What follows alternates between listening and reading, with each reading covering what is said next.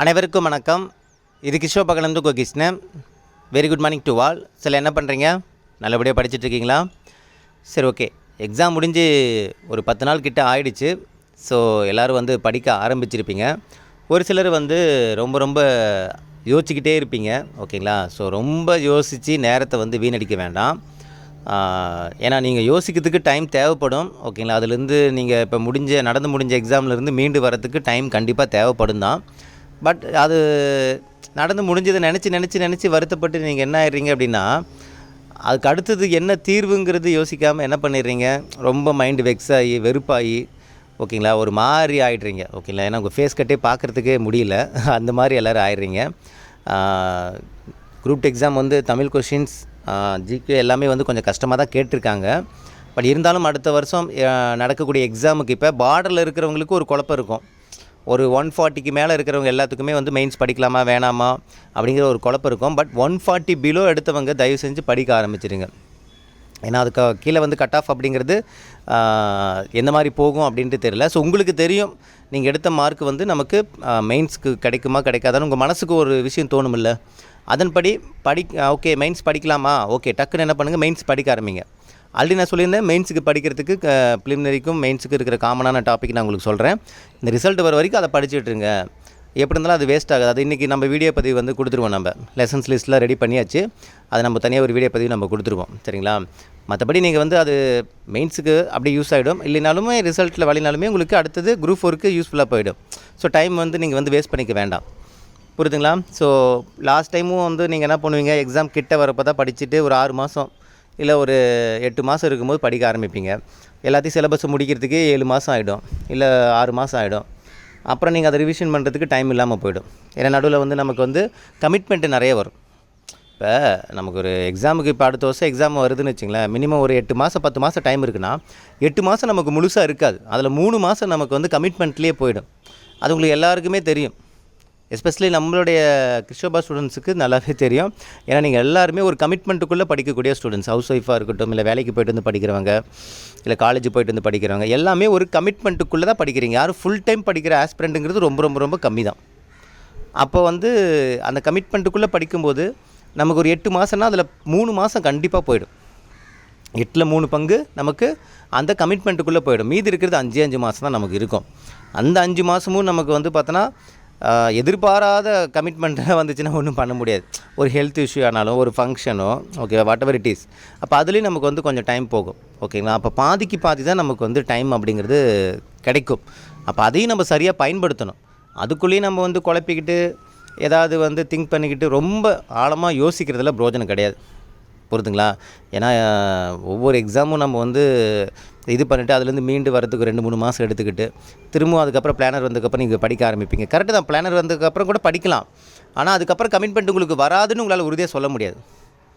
ஏன்னா இந்த தடவை வந்து தீர்க்கமாக எல்லோரும் ஒரு முடிவு எடுங்க நான் சொல்லியிருந்தேன். டிசம்பர், அதாவது 2025 டிசம்பருக்குள்ளே எல்லாரோட கையிலையும் ஒரு வேலை கம்பல்சரி இருக்கணுங்கிற அந்த தீர்க்கமான ஒரு முடிவை நோக்கி உங்களோட ப்ரிப்பரேஷனை கொடுங்கன்னு நான் சொல்லியிருந்தேன். ஓகேங்களா? இதுக்கு முன்னாடி வந்து நம்ம வந்து ஓகே அடுத்த வருஷத்துக்குள்ளே எடுத்துடலாம், அதுக்கு அடுத்த வருஷத்துக்குள்ளே எடுத்துடலான்ட்டு நம்ம வந்து எடுத்துப்போம், அதாவது படிக்க ஆரம்பிப்போம். ஆனாலுமே வந்து ஒரு தீர்க்கமான ஒரு முடிவுன்னு இருக்கும்ல, டிசம்பர் 2025 தாண்டா, இதில் நம்ம கையில் வேலை கன்ஃபார்ம் இருந்துடணும். அப்படி இருக்கிறதுக்கு நான் என்னெல்லாம் பண்ணணும், அப்படி இல்லாமல் போகிறதுக்கு என்னெல்லாம் சான்ஸ் இருக்குது, அதெல்லாம் எப்படி ரெக்கவர் பண்ணலாம், இதுலேருந்து கேள்வி கேட்டுருவாங்க, அதுலேருந்து கேட்டுருவாங்க, இப்படி கேட்டுருவாங்க, அப்படி கேட்டுருவாங்க, எப்படி கேட்டாலும் அதுக்கு தகுந்த ப்ரிப்ரேஷன் நம்ம கொண்டு போயிடணும். தமிழில் சாலிடாக 95 பிலோ வந்து நம்ம வந்து வரவே கூடாது. புக்கிலிருந்து எந்த கேள்வி வந்தாலும் அதனை ஆன்சர் போடுற அளவுக்கு நீங்கள் ரெடி ஆகிக்கணும். ஈவன் வந்து ஜிகே பாட்டு கூட நான் சொல்கிறேன், புக்கிலிருந்து வந்துருச்சு அப்படின்னா அது நம்மளுடைய மார்க். அதில் தீர்க்கமாக இருங்க. நம்ம போட்டு பார்த்த மேக்ஸு, நமக்கு நல்லா தெரியக்கூடிய கணக்கு, அந்த மாடலேருந்து கேட்டால் அது நமக்கு ஒரு மார்க். அது எந்த மாடலாக இருந்தாலும் சரி, எனக்கு அந்த மாடல் தெரியுது, இப்போ நான் போட்டு பார்க்குறேன், அந்த மாடல் எனக்கு நல்லா ஈஸியாக புரியுது, ஈஸியாக ப்ராக்டிஸ் பண்ணுறேன்னா அந்த மாடல் கேள்வி கேட்டால் உங்களுக்கு ஒரு மார்க் வந்துடணும். அங்கே நான் தப்பு பண்ணிட்டேன், பெருக்கிறதுல தப்பு பண்ணிட்டேன், கூட்டுறதில் தப்பு பண்ணிட்டேன், டைம் மேனேஜ்மெண்ட் பண்ண முடியல, அப்படிலாம் சொல்லவே கூடாது. ஏன் டைம் மேனேஜ்மெண்ட் பத்தலை? ஈவன் நீங்கள் தமிழுக்கு அதிகமான டைம் எடுத்திருப்பீங்க, ஒரு பதட்டமான சூழ்நிலையை உருவாக்கியிருப்பீங்க. இதனால தான் உங்களுக்கு என்ன ஆகும், டைம் வந்து அங்கே பத்தாமல் போயிருக்கும். ஸோ இது எல்லாத்தையுமே நம்ம என்ன பண்ணணும், ரெக்கவர் பண்ணணும். அந்த தப்பை திரும்பவும் நம்ம வந்து மாற்றிக்கணும். ஒரே தப்பை நம்ம திரும்ப செய்யும்போது அது நமக்கு வந்து அதே ரிசல்ட்டு தான் கிடைக்கும், ரிசல்ட்டில் மாற்றம் கிடைக்காதுன்னு ஆல்ரெடி நிறைய டைம் நான் சொல்லியிருப்பேன் நான். உங்களுடைய தவறுகளை நீங்கள் மாற்றிக்காத வரைக்கும் ரிசல்ட்டில் மாற்றம் இருக்காது. அப்போ நம்ம தப்பை நம்ம மாற்றிக்கணும். என்ன தப்புங்கிறது ஐடென்டிஃபை பண்ணுங்கள். மாற்றுறதுக்கான டைம் தான் இது. ஏன்னா அதுக்கு போதுமான டைம் நமக்கு இருக்குது. நீங்கள் எதெல்லாம் வந்து மிஸ் பண்ணுறீங்க, எதெல்லாம் நீங்கள் வந்து பார்த்தோன்னா விடுறீங்க, எங்கே நீங்கள் தப்பு பண்ணுறீங்க. ஓகே, தமிழ் நான் படிக்கிறேன், எல்லாத்தையும் படிக்கிறேன், ஆனாலுமே கேள்வி கேட்டால் டக்குன்னு ஆன்சர் சொல்கிற அளவுக்கு நான் படிக்க மாட்டேறேன், அந்த அளவுக்கு தரவாக பண்ண மாட்டேறேன், ரிவிஷன் பண்ண மாட்டேறேன், படிச்சிடுறேன் ரிவிஷன் பண்ண மாட்டேறேன், ஒரு தடவை ரிவிஷன் பண்ணுறேன், ரெண்டாவது தடவை ரிவிஷன் பண்ண மாட்டேறேன். கன்ஃபியூஷனாக ஏன் கன்ஃபியூஷன் ஆகுது? நீங்கள் வந்து தரவாக படிக்கலை. ஸ்கேனிங் பர்பஸில் படிங்க. ஸ்கேனிங் பர்பஸ்னால் என்ன? அந்த பேஜ் உங்கள் கண்ணு முன்னாடி வந்து நிற்கணும். இந்த கேள்வி 8th ஸ்டாண்டர்டில் இருக்குது, இந்த பாடத்துக்கு கீழே வரும், இதில் நூல்வெளிக்கிட்ட இருக்கும், அப்படியே அந்த பேஜ் முதற்கொண்டு அதில் இருக்கிற எக்ஸ்ட்ரா பாயிண்ட்ஸ் எல்லாம் மீதி இருக்கிற எல்லா பாயிண்ட்டுமே நம்ம கண்ணு முன்னாடி வந்து நிறுத்தணும். அந்த அளவுக்கு உங்களுடைய ஸ்கேனிங் பவர் இருக்கணும். ப்ளஸ் ஆழ்ந்து படிக்கணும், ஒரு தடவைக்கு 2 தடவை படிக்கணும். அதுக்கான டைம் இங்கே இருக்குது. இப்போ தமிழும் மேக்ஸும் நீங்கள் நல்லா பண்ணிவிட்டு ஜிகேயில் நீங்கள் படித்த பாடங்கள்லேருந்து கேள்வி வரக்கூடியதில் நீங்கள் கரெக்டாக அட்டன் பண்ணிட்டாலே உங்கள் கையில் டிசம்பர் 2025 ஒரு வேலை உறுதி. அப்போ இந்த ரெண்டும் பண்ண முடியாதான்னு கேட்டால் ஈஸியாக பண்ணால் அது உங்களுக்கு நல்லாவே தெரியும். ஈவன் மேக்ஸாக இருக்கட்டும் இல்லை தமிழாக இருக்கட்டும். தமிழில் 95 எடுக்க முடியாதா? நீங்கள் திங்க் பண்ணுங்கள். புக்கை தாண்டி போகிற கேள்வியை விடுங்க. புக்குக்குள்ளே வரக்கூடிய கேள்வி நீங்கள் 90 அட்டன் பண்ணிட்டாலே மீதி கூடிய 10 கேள்வி ப்ளூஃபில் போட்டாலே 3 நாள் ரைட் ஆகிடும். நமக்கு 90 கேள்வி நீங்கள் கரெக்டாக போட்டு வந்துட்டாலே போதுங்கிறேன். மீதி ஒரு 10 கேள்வி ஆண்டவன் வந்து கொடுக்கட்டும், உங்களுக்கு லக்கு மார்க்குன்னு கொடுக்கட்டும். அது 3, 4, 2. அதே மாதிரி தான் மேக்ஸு 20 பிலோ வரவே கூடாது. மினிமம் 20 பிலோ வந்துச்சுனாலே நமக்கு அங்கே கிடையாதுன்னு அர்த்தம். அப்போ அந்த 20 எடுக்கிறதுக்கு என்ன, மீதி 5 மார்க் ப்ளூஃபில் விடுங்க, பார்த்துக்கலாம். 1 மார்க் 2 மார்க் நம்ம கூடுதலாக வரட்டும். ஜிக்கு அதே மாதிரி தான் படித்த பாடங்கள்லேருந்து வரக்கூடிய கேள்வி. இப்போ நம்ம டாப் 43 லெசன்ஸ் கொடுத்துருப்போம். அது இல்லாமல் நம்ம என்ன பண்ண போகிறோம், ஒரு 30 லெசன் சேர்த்து கொடுக்க போகிறோம்.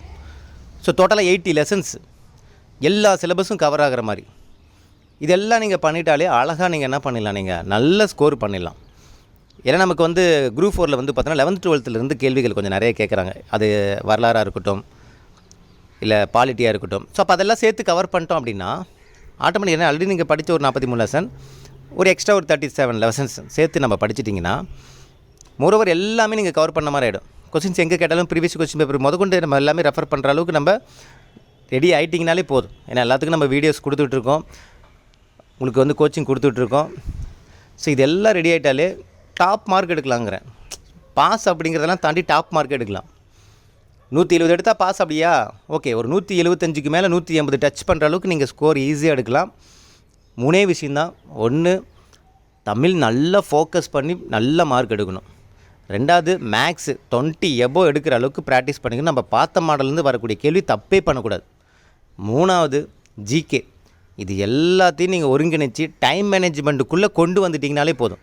அந்த டைம் மேனேஜ்மெண்ட்டுக்குள்ளே கொண்டு வரது எப்படி ஈஸியாக கொண்டு வரலான்னா, நீங்கள் எந்த அளவுக்கு இங்கே ஆழமாக படிக்கிறீங்களோ, ஒரு கேள்விக்கு ரொம்ப நேரம் யோசிக்காமல் டைம் எடுத்துக்கிறீங்களோ அதான் டைம் மேனேஜ்மெண்ட். ஒரு கேள்விக்கு ரொம்ப நேரம் யோசிக்கிறீங்களா, டைம் ஆகுதா, முடிஞ்சு போச்சு, டைம் மேனேஜ்மெண்ட் பண்ண முடியல. ஏன் அந்த கேள்வி உங்களுக்கு கஷ்டமாக இருக்குது? ஏன்னா உங்களுக்கு அந்த கேள்விக்கு ஆன்சர் சரியாக தெரியல. அப்போ தெரியணும் என்ன பண்ணணும், நம்ம தரவாக படிக்கணும், தெளிவாக படிக்கணும். ஒரு கேள்வி அட்டன் பண்ணால் எனக்கு இதுதான் ஆன்சர்னு தெரியணும். 2 தான். 1 ஆன்சர் தெரியுது தெரியல, அவ்வளோதான் இருக்கணுமே தவிர ஐயோ இதுவா அதுவாங்கிற அந்த கன்ஃபியூஷனே இருக்கக்கூடாது. 1 தெரியும்ல தெரியாது, 2ல் ஏதோ ஒன்று ஆப்ஷனாக இருக்கணும். தெரியும்னா தெரியும், தெரியாதுன்னா தெரியாது, அவ்வளோதான். அந்த 2 வழி மட்டும்தான் இருக்கணும் உங்களுக்கு.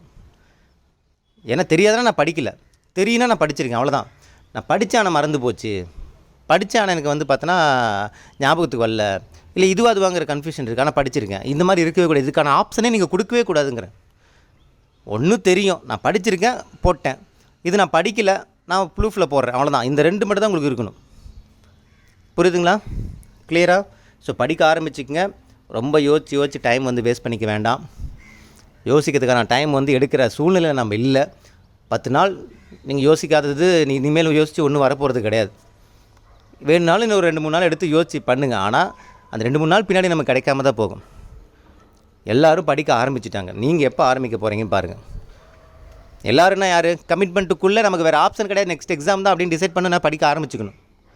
எப்படி இருந்தாலும் நான் வந்து தொடங்க தான் போகிறேன், எப்படி இருந்தால் ஸ்டார்ட் பண்ண தான் போகிறேன். அது இப்போயே ஸ்டார்ட் பண்ணிடுறேன். ஏன் தேவையில்லாமல் குழப்பிக்கிட்டு தேவையில்லாமல் இது பண்ணிவிட்டு ஒரு 2 இயர் சேர்த்து படிச்சுட்டு போகலாமே அப்படின்ட்டு திங்க் பண்ண தோணிடும். புரியுதுங்களா? படிக்க ஆரம்பிச்சிட்டுங்க. 11th ஸ்டாண்டர்ட் சிறப்பு தமிழ் வந்து மோகன் சார் கொடுக்க ஆரம்பிச்சிட்டாங்க. புக் இருக்கிறவங்க புக்கில் நோட் பண்ணிங்க, இல்லை புக் இல்லாதவங்க நோட்ஸ் மாதிரி கீ பாயிண்ட்ஸ் மாதிரி எடுத்துக்கங்க சிறப்பு தமிழுக்கு. நானும் 11th ஸ்டாண்டர்ட் நியூ புக் வந்து இன்னிலேருந்து வீடியோ பற்றி கொடுக்க போகிறேன். டீம் எல்லாருமே வந்து ஒர்க் பண்ண ஆரம்பிச்சிட்டாங்க. ஒவ்வொரு வீடியோவும் ஒவ்வொருத்தர் வந்து கொடுத்துட்டே இருப்பாங்க.